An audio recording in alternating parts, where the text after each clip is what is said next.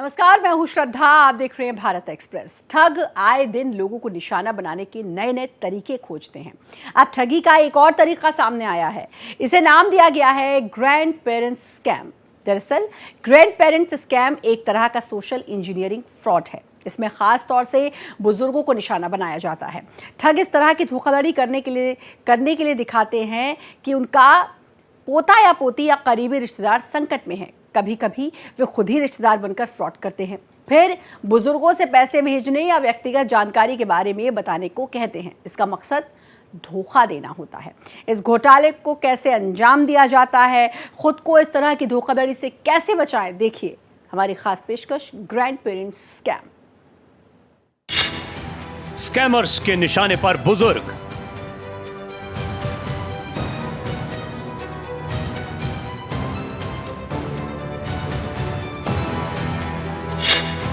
नया तरीका, grand parent scam.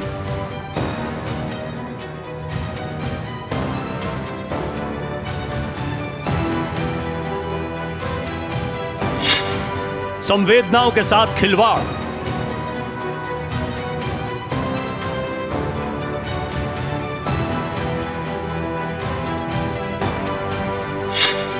Scammers बना रहे शिकार।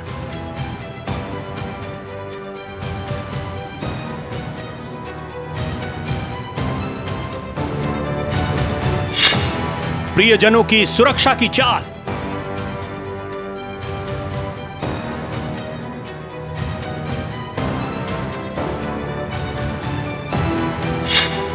ठगों का बड़ा माया जाल।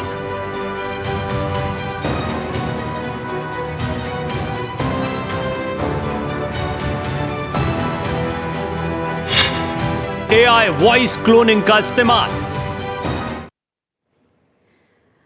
आजकल साइबर स्कैमर लोगों को अपना निशाना बनाने के लिए अलग अलग तरीकों का इस्तेमाल कर रहे हैं। इन्हीं में से एक तरीका है ग्रैंड पेरेंट्स स्कैम। इसमें साइबर ठग बुजुर्ग लोगों को अपना शिकार बनाते हैं। स्कैमर्स फोन पर खुद को पोता पोती या कोई करीबी रिश्तेदार बताता है और झूठ बोलकर उनसे पैसे की मांग करता है या उनसे उनकी निजी जानकारी हासिल करने की कोशिश करता है। अगर कभी आपके अचानक किसी अनजान नंबर से आपके पास फोन आए और वो आपको आपका पोता या पोती रिश्तेदार बताए तो सावधान हो जाइए। ये कोई रिश्तेदार नहीं बल्कि धोखेबाज हो सकता है। इस स्कैम को पहचानने और इससे बचने का क्या है तरीका, देखिए रिपोर्ट।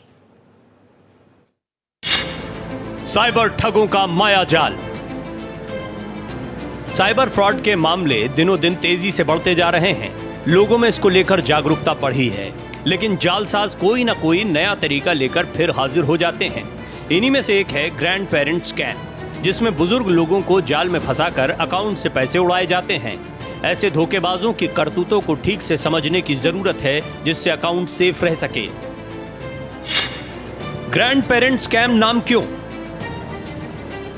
साइबर फ्रॉड करने वाले आजकल बड़े पैमाने पर सीनियर सिटीजन्स को निशाना बना रहे हैं। फोन कॉल करके उनके पोते पोतियों या करीबियों की किसी मुसीबत में फंसे होने की झूठी कहानी सुनाते हैं। जब बुजुर्ग पूरी तरह जालसाजों के झांसे में आ जाते हैं तो उनसे ऑनलाइन पैसे ट्रांसफर करवाए जाते हैं।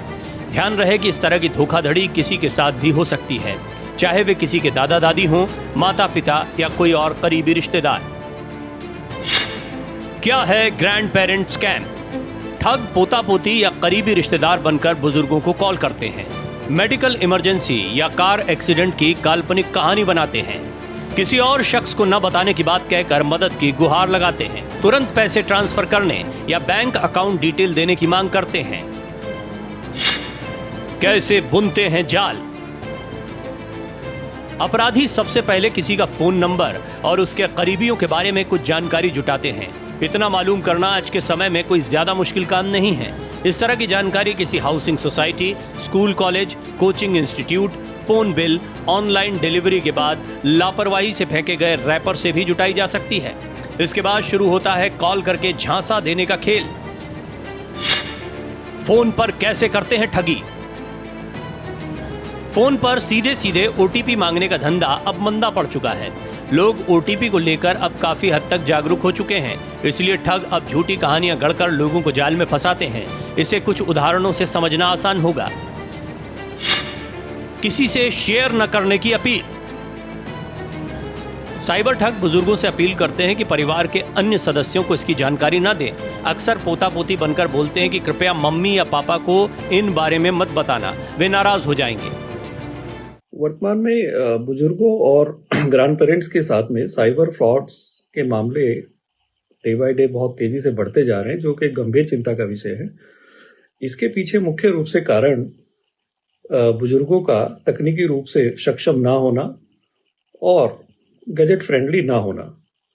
इसी दो कारणों की वजह से स्कैमर्स और साइबर फ्रॉड क्रिमिनल्स के ये सॉफ्ट टारगेट पे आ जाते हैं। मुख्य रूप से दो तरीके के फ्रॉड आज की डेट में सामने आ रहे हैं, एक डिजिटल अरेस्ट और दूसरा सेक्टॉर्शन। डिजिटल अरेस्ट में यूजुअली बुजुर्गों को अपने किसी निजी या फैमिली मेंबर्स के खतरे में पड़ने का डर दिखाकर उसके हिसाब से उसको ब्लैकमेलिंग करके पैसे ऐंठने की कोशिश की जाती है और उसी डर के लिए उसको एक डिजिटल अरेस्ट का दिखाया जाता है कि आप डिजिटल अरेस्ट हो चुके हैं और आप किसी तरह का कोई एक्शन नहीं ले सकते, और इसी कारण से वो उस डर से अपना पैसे का ट्रांजैक्शन उनसे कर लेते हैं। देर रात को कॉल आना। ठगों द्वारा अक्सर बुजुर्गों को आधी रात को फोन किया जाता है, क्योंकि देर रात नींद में किसी कॉल के आने पर वृद्ध व्यक्तियों को आसानी से भ्रमित किया जा सकता है। तीसरे पक्ष को शामिल करना।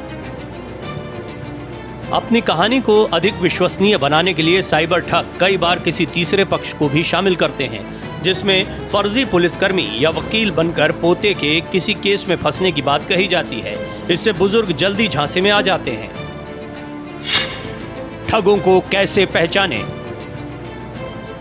ऐसे अपराधी फोन पर ज्यादा देर तक बात करने से बचना चाहते हैं। ये जल्दी से जल्दी मनगढ़ंत कहानी सुनाकर तुरंत पैसे की डिमांड कर देते हैं। जालसाज किसी मुसीबत में फंसे बच्चे से बात करवाने से बचना चाहते हैं, क्योंकि इनकी कहानी फर्जी होती है।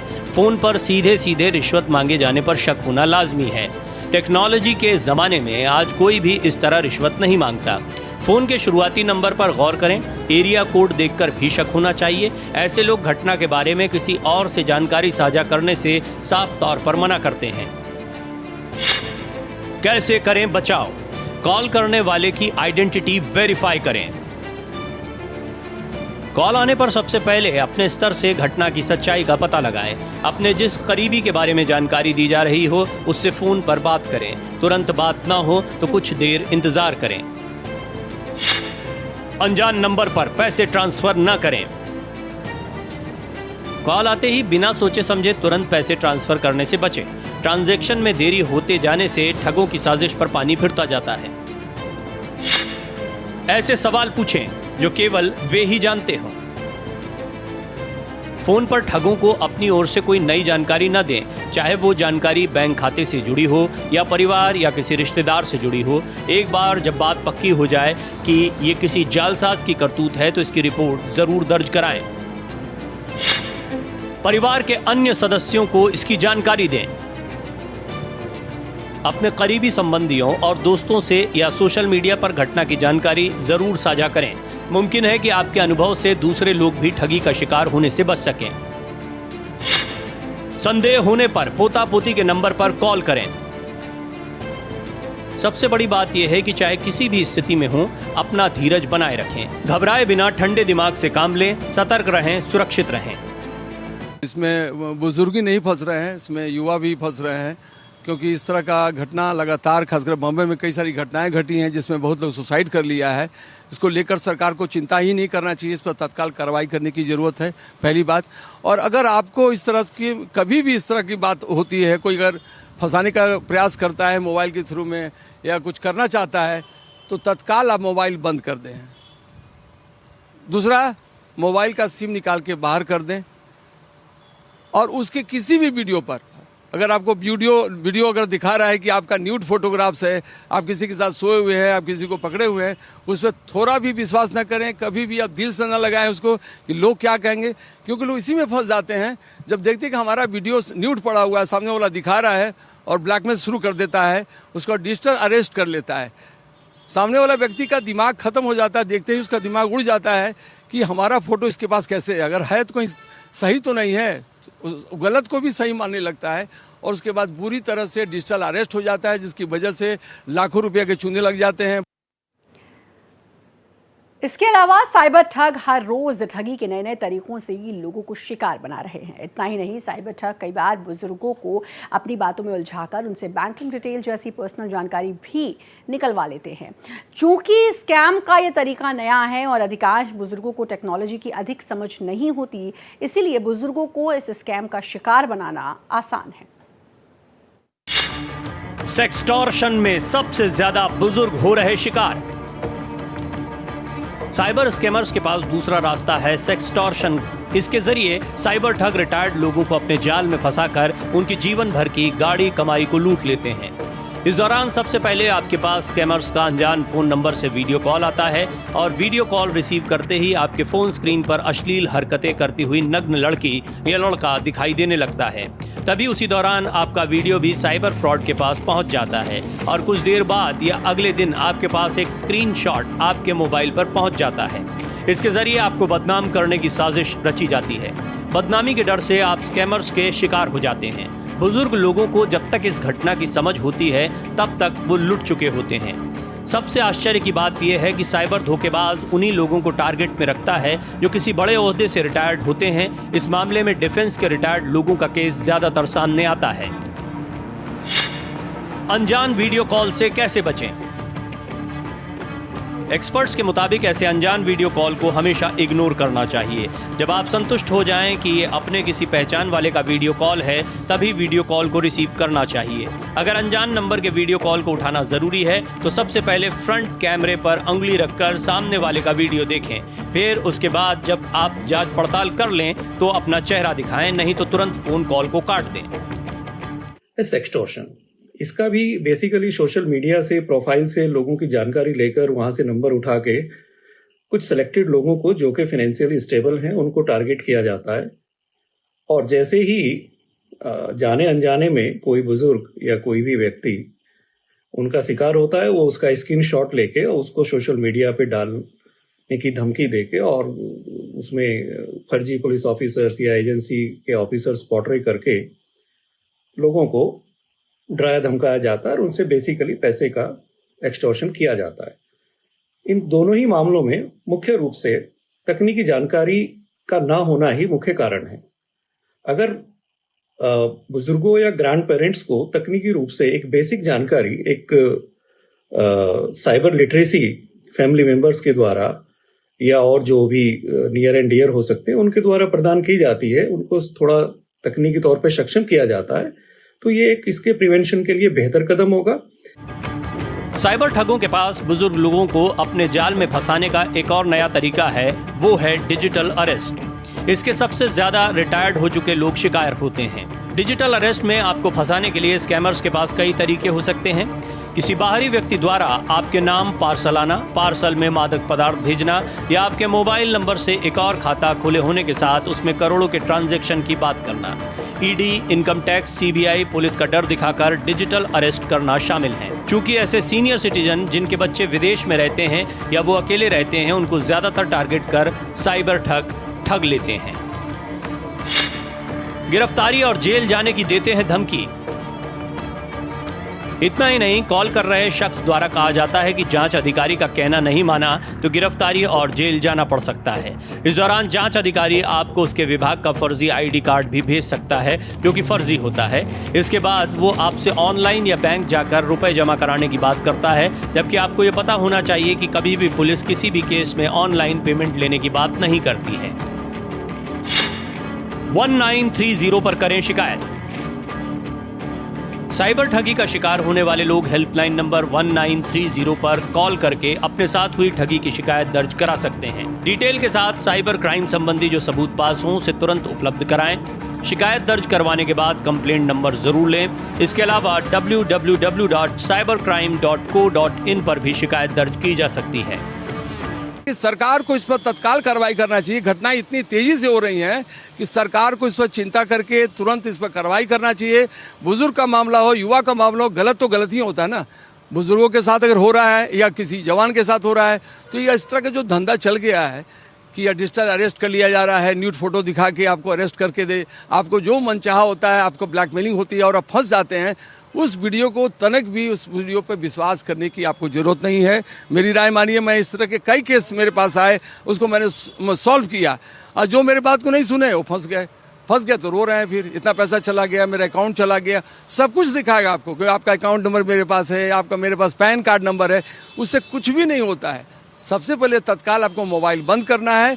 मगर आपके पास बैंक का नंबर है तो बैंक को सूचित करें, एसएमएस से करें, कॉल से करें, नहीं तो बैंक में जरूर जाए। अगर दिन की बात है तो आप बैंक में तत्काल जाके आप रिटर्न दें, हमारे अकाउंट का ट्रांजैक्शन तत्काल बंद किया जाए जब तक मैं नहीं बोलता हूँ।